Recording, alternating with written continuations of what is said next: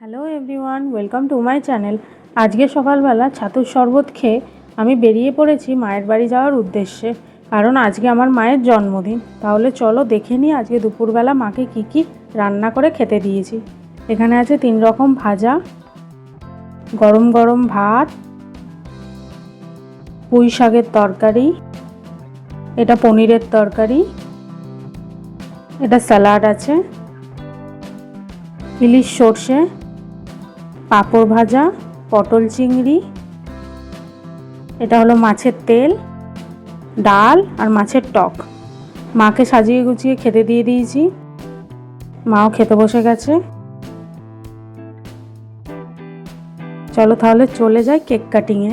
সন্ধেবেলা এখানে আমরা 4 জন মিলে কেক কাটছি, আমার হাজব্যান্ডও আছে, ক্যামেরা করছে। এখানে মোমবাতিটা নিয়ে একটু হাসাহাসি চলছে,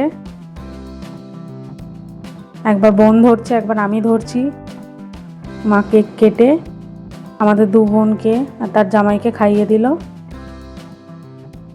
চলো দেখা হচ্ছে নেক্সট ভিডিওতে, বাই বাই।